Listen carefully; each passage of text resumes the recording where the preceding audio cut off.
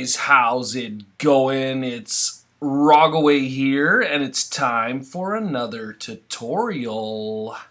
And today, we are looking at interactive publications, all right, also known as e-publications, electronic publications.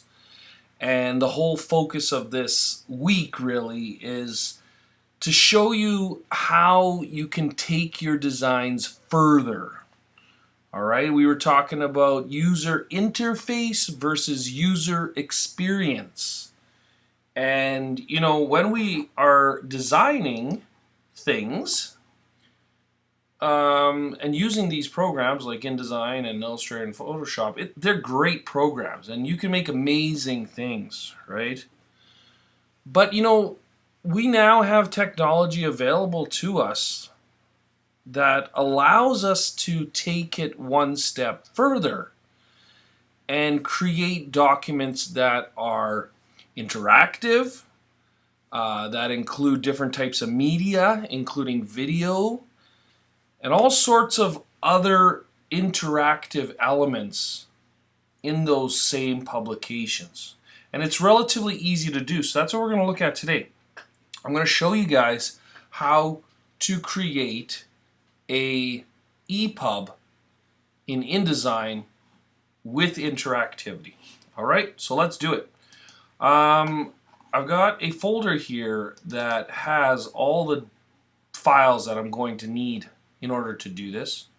I'm going to start by installing this font, Diesel Power. What a name. Diesel Power. Okay, so I just install it. Boom. It's probably going to give me a message because I already had it installed. No big deal. Install anyways. There we go. Now we're ready to go. And so we're going to go into InDesign. I already have it loaded up here. And you're going to see when you open up InDesign, yours may look like this or it might look like the new window document. Either way, you can get to it here by creating a new document. You could also go to File, New, Document. You can do that too. We're going to go Create New. And we are going to be working in mobile. Okay, so you can see we got print, web, and mobile. We're going to work in mobile. And here's an important thing about an e-publication that you kind of have to think about the orientation of the device that you're going to be designing for before you design it. All right, that's a good practice to know what you're designing for. So if we view all the presets, we can see a whole bunch of different devices, right? And you can make your own as well. You can customize it as well. You'll notice that InDesign changes right away to pixels rather than inches or picas because we're now designing for a screen. We're not designing for an actual print. So I like to go with the iPad Pro, you know, either the 10.5 or the 13-inch. We'll go with the 10.5. And because I'm thinking, you know, somebody would be reading this publication, they're probably going to be reading it in landscape orientation. All right, so they're going to have the device turned sideways. Okay. As far as margins go, this is down here. You know, they give you in pixels, which is really hard to determine. We'll leave it at 36. That should be fine. We're going to hit Create. And now what's going to happen is InDesign actually changes. It changes the way it looks. All right, and I know it's very subtle, but you'll notice now that InDesign has changed its menus and its options, and it no longer looks, it's no longer set up for print. It's now set up for actual publications, e-publications, and you can tell that it's set that way because it has animation and timing and media and objects, all these different options that were not available before. Now, at its core, all the things that you're probably already familiar with are still here. Okay, and it's going to act like InDesign still, with some nice new elements added. Okay, so the first thing we want to do is we want to bring up our Pages window. So you can go to Window, Pages, get that to show. Okay, and once you have that showing up, what we're going to do first and foremost, and it's just good practice, that's why I do it, we're going to set up our grid. Okay, and rather than set up the grid on the first page, because you can see the first page is activated right now, we're going to set up our grid on the master page so that every page has the same grid applied to it. So double click this page next to A master, and let's go to Layout, Create Guides. And I'm going to go with the standard 6x6 grid. Oops, whoops, whoops, whoops, whoops. 6 by 6. So 6 rows, 6 columns. Okay. Make sure preview's on. And you're going to get something that looks like that. Alright? That should give us a lot of flexibility to make this design look good. Now we're going to hit OK. Okay, so the A master page now has these grid lines on them. And if we now go to our first page of our document, which is down here, we double click it. Now this first page has that grid applied because it's, see how it's got the little A? It's telling us that it's getting the information from A's A master, right? So we've got those lines. Now let's create the first page of our e-publication. All right, and we're going to keep it really simple here. What we'll do is we'll take the rectangle tool, rectangle frame tool. If you don't see it, it might be hidden inside the ellipse tool or something, but look for the rectangle frame tool. Shortcut is F. And draw a rectangle to cover the entire page. Something like that. Okay, so we got a blank block. And everybody's different. Everybody likes to work in their programs differently. I get that. But personally, when I'm working in InDesign, I like to create the boxes first and then place the artwork. So that's what I'm doing by creating this box first. Now, with this box selected, I'm going to go to File, Place, and I'm going to go into that interactive ePub folder, and I'm going to look for the Bell MTS Center, and we're going to hit Open. Okay, and we're going to get this image. All right, and we're going to just go, you could right-click if you want, or you could go to Object Fitting, whatever is easier, but we're going to fill the frame proportionally. And that's going to take that image and fill the entire frame. And if it's looking pixelated like mine is, you can go to View, Display, Performance, High Quality. It's going to look better. Okay. And what we can do is, well, we'll adjust it after. But I'm thinking that we're gonna soften this picture up a bit because it's a little intense. Next, what we'll do is we'll take that rectangle frame tool once again, and we'll create a block inside here. I'm gonna go with these, maybe these 6 blocks in the middle. I don't know if you guys can see that, but I've picked basically the 2 blocks in the middle, and then 1 down and sort of 3 blocks here. So 6 blocks. I'm going to go to File, Place, and I'm going to go to the Jets, Winnipeg Jets logo, winnipegjets.ai. And you're going to see that it's got the logos for the Jets in there. I'm going to double click, and I'm actually I just want to use the round one. Okay. So I'll scale that up. I'll put the Jets logo in there. center it. I'm just using the arrow keys on the keyboard right now to move it around right into the position that I want. That's pretty good. Now let's add some effects to it, some real simple effects. By the way, you probably already know this, but if you press the W key, you can get your guides to show or to hide, so that you can see what the final page is going to look like. Now remember, we're not designing for paper here. This is the first page of the book, okay? The first page of the actual ebook. So this is like the page that you'd see when you open it.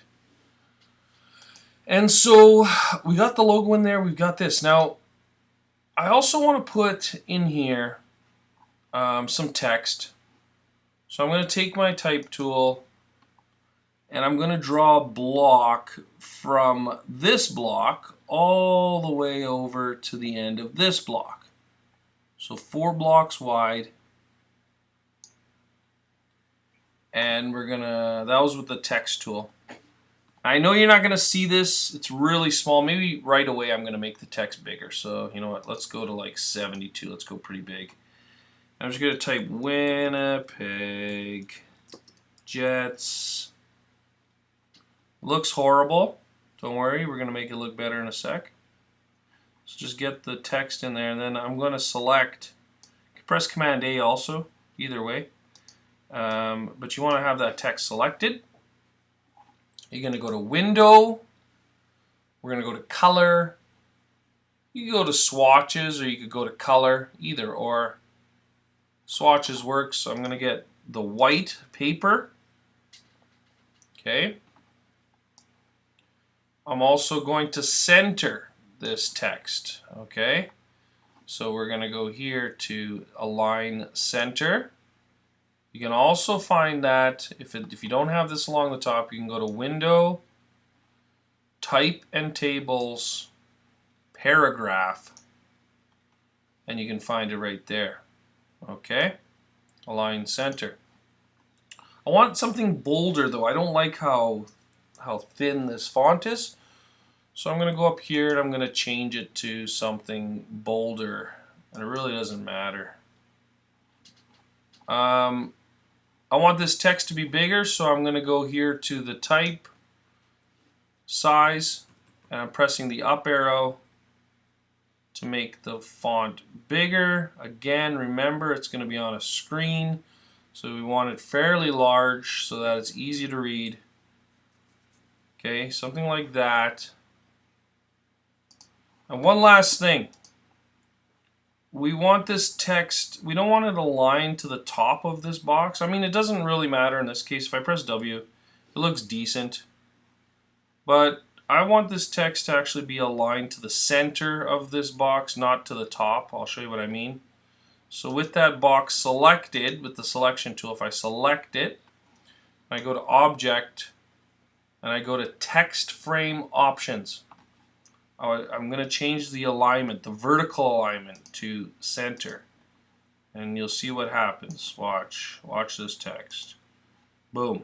That moves that text to the center of this text box vertically. Okay, before we did horizontally, now vertically. Okay, so that's good to go. Now if we want to make this page a little more interesting, I'm not saying that this is like going to make it amazing or anything. We could definitely add more to this. We could take this back image right here, right? So select that. We can go to Window, Effects, okay? And we can bring down the opacity. See, the effects window opens up. We're going to bring the opacity down so it's kind of like muted a bit. And then we can take something like this. You know what? Actually, we'll keep it simple. I don't want to confuse anybody. There's a lot you could do. Like you could take this logo and you could set it to something like multiply if you want, but you know, I'm going to just leave it normal. I'm going to leave it just plain Jane so that we get through the tutorial a little faster, okay? So there's our first page. That's going to be the first page of our publication that people are going to see. It basically introduces the app. If we were designing an ePub for like a magazine or whatever, it would be the front cover, right? So we're going to keep it simple. That's the cover of this this publication. Then what we're going to do is we're going to go to our Pages window that hopefully you still have open. If you don't, go to Window and Pages, find it again. And we're going to add another page. Okay, so I'm going to add a second page. Now keep in mind that e-publications will not automatically go to the next page. Most publication readers will have a next page button that automatically is inserted, but we can also add that in, and I'm going to show you how to do that after. So, first thing first, we are going to just do a biography. I'm only going to do 2 pages in this tutorial. So, we're going to do a biography for a player. That's what we'll have it go to. I mean, we could have it go to a roster page where you select the player. We could have it go to a table of contents. We could do all sorts of things. But again, we're going to keep it simple here. So what I'm going to do first is I'm going to go to File. Oh, actually, sorry. I'm going to go to the rectangular frame tool. And I'm going to create a frame from the top left corner. I guess about 4 blocks wide. We'll probably end up changing it. No big deal. Okay, something like that. So 4 blocks wide. And I'm going to go File, Place, or Command D, or Control D on the PC. I'm going to put in Mr. Dustin Bufflin. Okay, there he is. We want to go to Object Fitting, fill frame proportionally with him, right? And I know Mr. Bufflin is no longer with us, unfortunately. He's no longer with the Jets. But he was always my favorite player, so I want to tribute him. And we're just going to put him off the side of the page here maybe a little bit, okay? So he's just going to be hanging off here. Okay, so I'm just going to cut him off like that. Okay, something like that. So he's hanging off the edge. And you'll notice on the fourth block here, he's kind of halfway over the block. That's kind of what I was hoping for. All right, and that should look decent for the final sort of design here. And then what we're going to do is we're going to put his information here. Okay, so we'll do that really simply by creating another block. Lots of blocks, okay? It's all about creating blocks. And we're going to make a block here that will go all the way to the edge of the page. Okay, all the way to the right, bottom right corner. Okay? We want to fill this color, fill the block with a color that looks Jets blue. So first of all, what we got to do is with this block selected, we want to switch to the fill. Okay, a lot of times it's going to be on the outline. You want to switch to the fill. And then I'm just using the scrolly wheel on my mouse. I'm just scrolling up to where I can see the blue of the Jets logo. See that? Okay, so I'm kind of half and half on each page. I just scrolled up. And so with this box still selected and making sure that I'm on fill, press the I key and click the blue that you want. It'll say images, vector graphic, eyedroppers based on, okay, so that's okay. All right. And you'll notice now when you click back in this block, okay, so you picked it up, clicked it back in there, now that block becomes that blue. Okay, hopefully that makes sense. So now we've got the block in there. All right, nice. Now what we're going to do is we're going to create a title for this, this page. Actually, you know, let's do it all in one. Okay, rather than doing it all as separate blocks, we'll save some time. We're going to create a type tool. We're going to make a block. And I'm just going to drag a block about 4 blocks tall to the edge of the margin. You see the margin is that purple line. Go to the edge of the margin. and let go. Okay. Now inside that folder, I created a file called Dustin Bufflin's Bio. And so I have it open here. And I'm just going to select all the information about him, and I'm going to copy it, Command or Control C.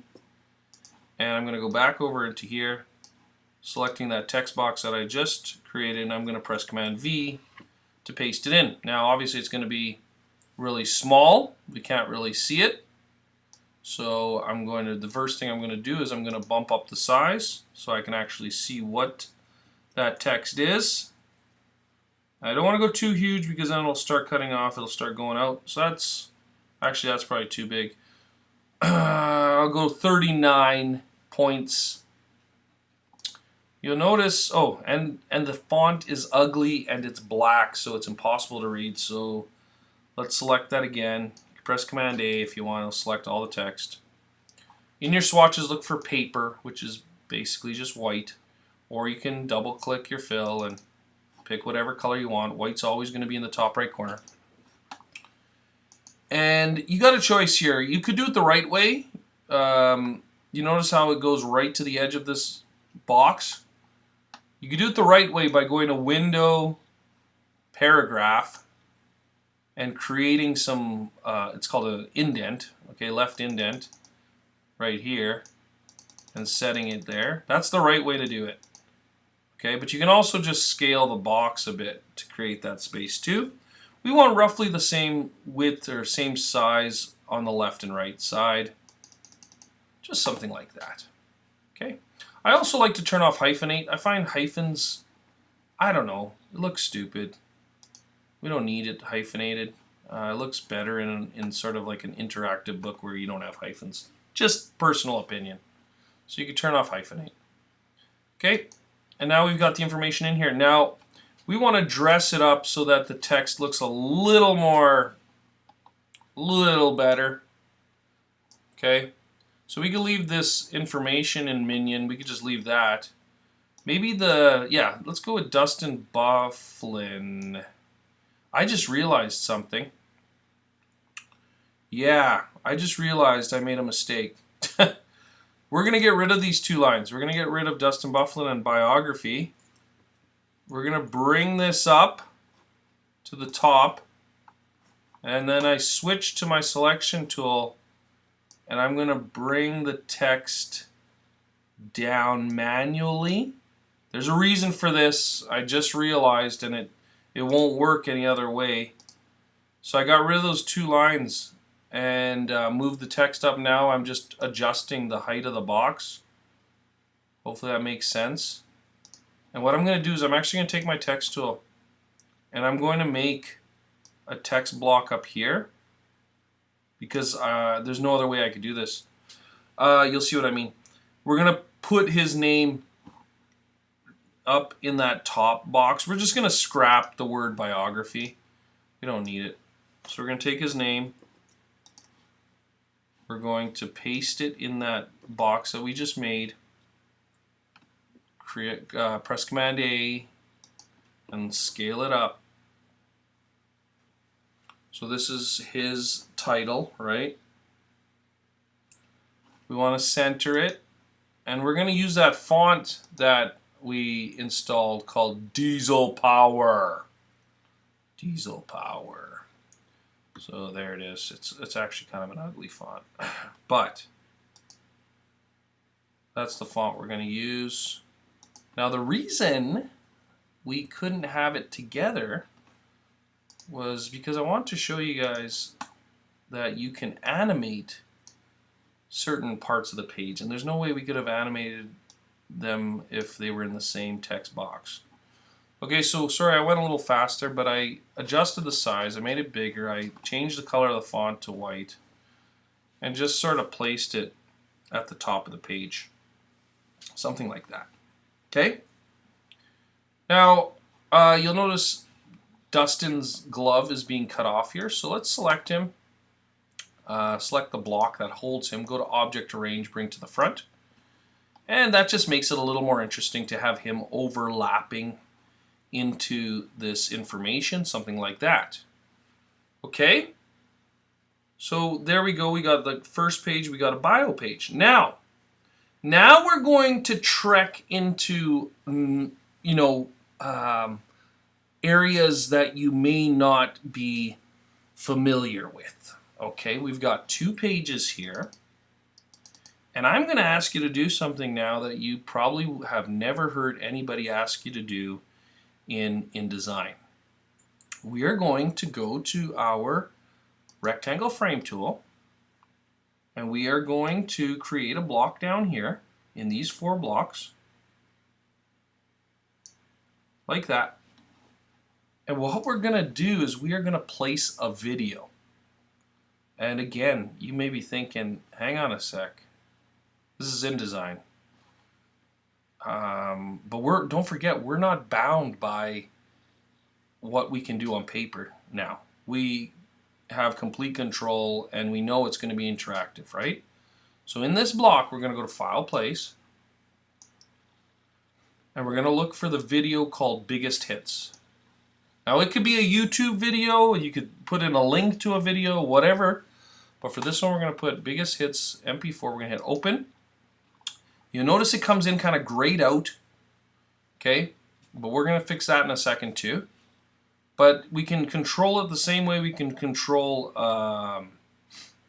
actual image the exact same way. We can scale it, we can change it, we can change the way it fits. So like if I select this and I go to object fitting, I could have the content fit proportionally. So you see how it fit the video into that space now, because it is a widescreen video. But you'll see that it's grayed out and we don't really know what this video is all about. So what we can do is we can click again, have this box selected. You can see the little film roll, so we know it's a video. And now this is where we're going to come over on the side here, and we're going to look at media. Okay, media, and that's the video that's going to play. And I'm going to mute my sound, but I can see that it's a video of some of Dustin's biggest hits. All right, now in here we got a few options. We can have it play automatically when the page loads. We can have it loop over and over and over again. But what I'm looking for is poster, okay? And poster is basically, what does the preview look like in InDesign? What does the poster of this video look like? So we're going to change poster. We're going to just say standard. Oh, no, actually we're not. Sorry. We're going to rewind this back. I mean, we could go and find a clip that we like, but I like this first page. And we can just set it from current frame. And now watch, see what happens? It takes the thumbnail from the video and creates basically the thumbnail here to show that the video is in the file. You can also choose the type of controller. And by controller, that's what we see down here with the play and the pause and the video audio and the full screen button and all that. There's a whole bunch of different skins for that, so you can experiment with that. But I'm going to just leave it as none because I don't really need it right now. I'll show you after once everything's working. So now we got a video in here. Pretty cool. But we really don't have this thing linked up or working yet the way that we want it to. Okay, we really don't have it. It's going to look really boring. It's just going to be it's just going to be 2 pages that just kind of pop, instantly pop in. They don't really do anything that interesting.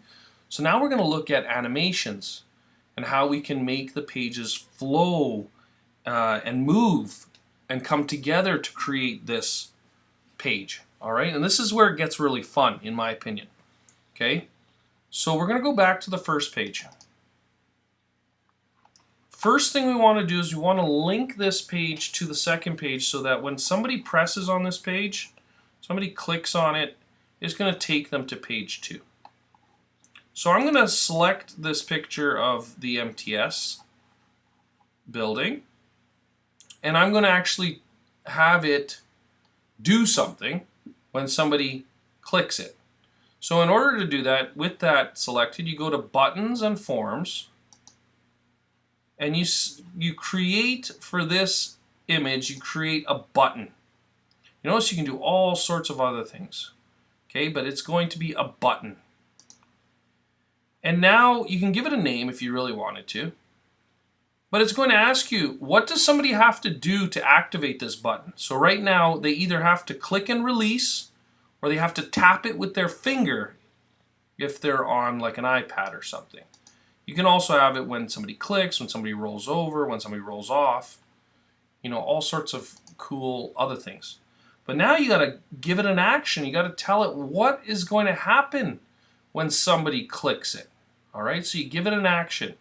Click the plus button, and we want it to go to, we could say go to the next page, that'll work. But let's say we had a document that has like 100 pages in it. We might want to tell it to go to a certain page, right? So let's do that instead. That's actually a better way to do it. Click go to page, and down here we're going to just tell it, okay, go to page 2. Okay? So now this page, when you click here, will go to page 2. All right?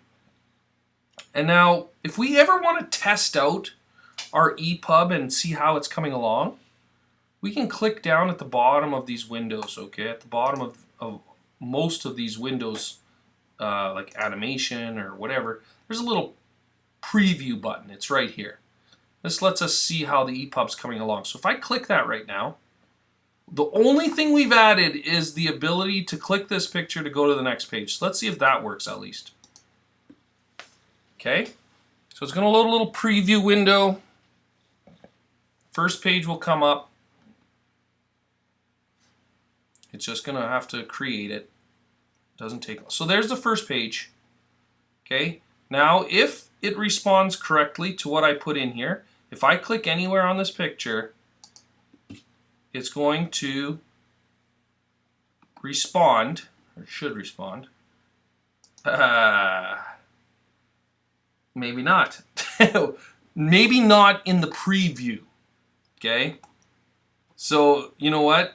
It does work because I can see that the hand is changing, but it's not, you know what? It's only previewing that one page. So don't worry, it's going to work.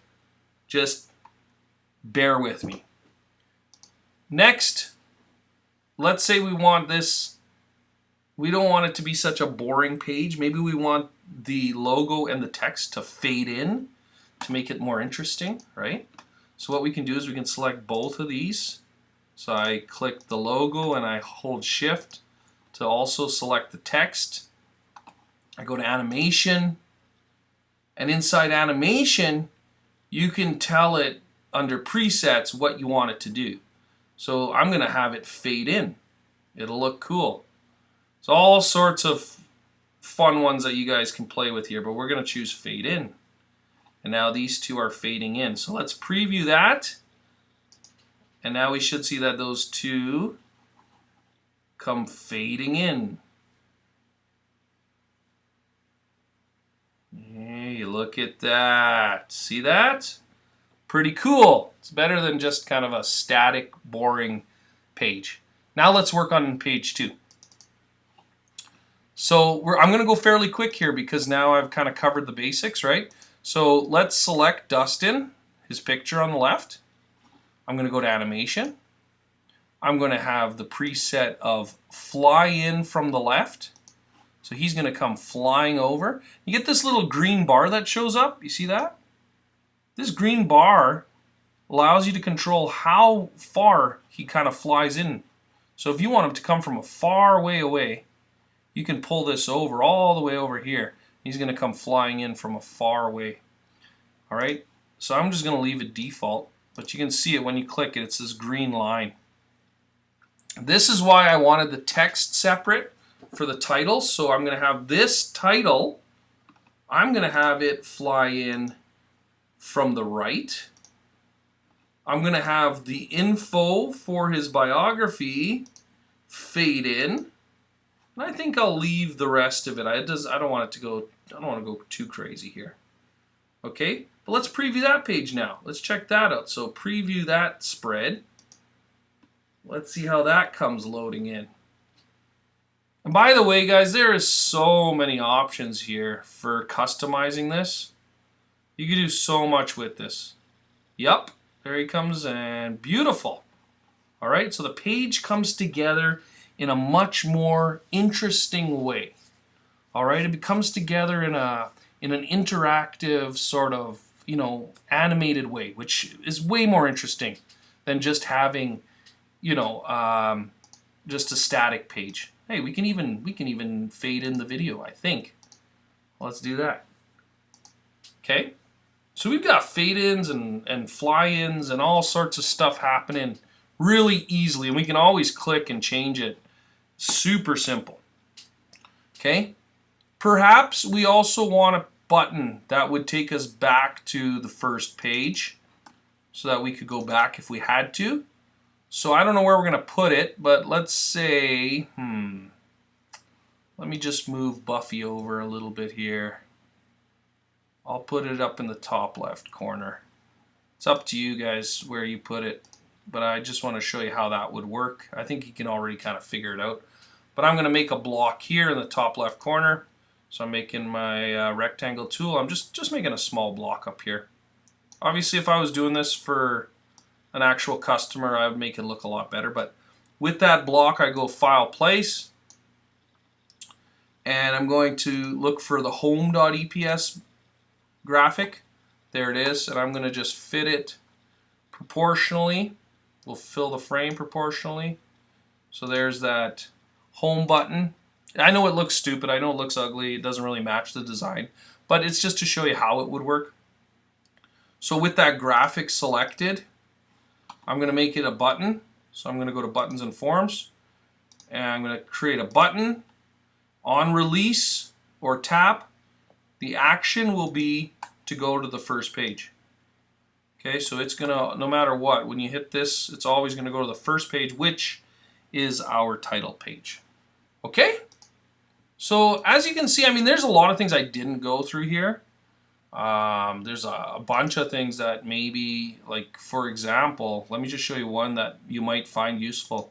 Under Media, okay, you can place a video from a URL.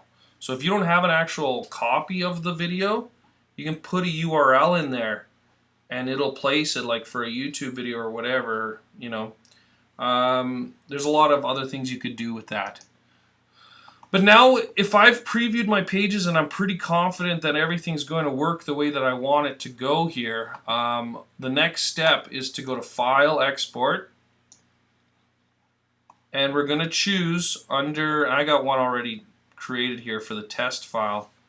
I'm going to just click it. It's going to be called Jets ePub. And what you want to do for format under Export is you want to go with an ePub fixed layout. You want to save it. Okay, we'll just replace the one that I already made. And what it's going to do, can leave all this. I'm not going to go into crazy sort of detail on what these settings are. I'm just going to hit OK. What you could do now with an ePub file is you could take that file, you could transfer it to an iPad or your iPhone or whatever, or an Android device or whatever. And, oh, that's okay. Just hit OK if you see that message. Now, any ePub reader program, all these, see, like iBooks comes up, any of these ePub reader programs is now going to recognize that file. And look how nice that comes in. Isn't that nice? It's going to recognize that file as an electronic publication. So if I view this, I like to view mine in full screen, just to get the full effect, So there's the first page, right? Pretty simple. And we set it so that when we click the picture, or you can see that if we go to the sides, because that's how all these ePub programs are, you can always go to the sides as well. But if we click here, it's going to take us to the second page, and there it is, and it's going to come animated in really nicely. Again, very, very simple. We could go and make this way more elaborate, but even down here now, We can click. I know it's going to be loud, so I apologize. I'm going to turn down my sound. But we're going to, oh, here, we got a volume control. You can see how that comes in nicely, right? Now, we could have had it set to play automatically so that when this page loads, it just starts playing that. But it's really cool because it's got sound, it's got video, it's got animation. It really takes your pages from just being static and boring. Sorry, I mean, even with a good design, sometimes it's boring. But it really adds that next level of interactivity, right? So now again, we click here. It should take us back to the first page, and it does. All right, so this is working great. All right, so that's how you make an interactive ePub with InDesign. It's not perfect. There are other programs out there that offer more, a lot more features, but it's really neat that InDesign has this built in, and I feel like this is an underutilized feature of InDesign. It allows you to do a lot of things that you may not have even realized you could do with InDesign. All right, so make sure you save that. At the end of all of this, all you really need is the ePub file. Everything will be stored inside there. All the videos, links, graphics, all of them will be stored inside of this one file. And that's the beauty of it. Again, you can transfer that to a device and it should just work. All right. Thanks for watching. Stay tuned for the next one. Hopefully this helps. Feel free to comment below or let me know if you have any issues whatsoever. Till next time, thanks for watching.